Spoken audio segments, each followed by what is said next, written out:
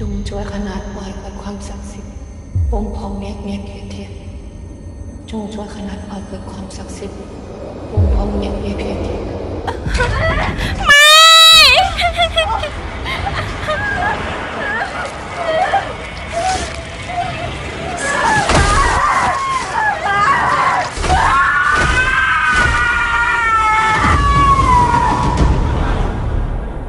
ពួកកាន់លទ្ធិនេះវាបង្កប់ខ្លួនសាងបាបកម្មជាមួយអ្នកស្រុកជាយូរមកហើយញោមពួកវាលេងអំពើតែមើលវាប្រយ័ត្នអំពើចូលខ្លួនណាពួកប្រុសវាលួចមើលផាណោគ្រប់គ្នាហើយពេលនេះចង់ប្រាណណាក៏បានដែរតាមចិត្តណាប៉ងជួយអីខ្ញុំតិចបានទេ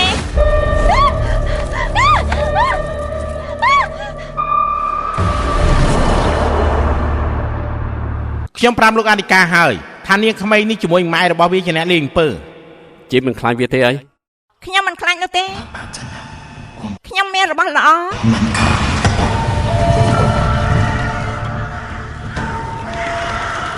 តាំងពីវាធ្វើអំពើមកអ្នកស្រុករត់តែមានការភ័យខ្លាចយើងទៅចាប់នាងផាននោះភ្លាមទៅវាគ្រាន់តែជាក្មេងចង់សាវវិជាទេអូយនេះវាកើតឈួតស្អីវាសម្រាប់យើងទៅដោយតែឯងសម្រាប់ម៉ែរបស់យើងលេបវាទៅដោះស្បែកកបីដែលវាដាក់ចូលពោះកូនឯងបាន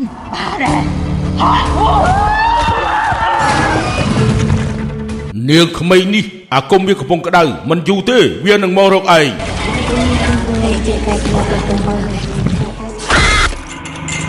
នាងបានថាណោចាំទុកណាអាគមវានឹងជាប់ខ្លួនឯងរហូតដល់ថ្ងៃស្លាប់រឿងទៀងផាណូគ្រូដាក់អំពើតែណាខ្ញុំមែនទេ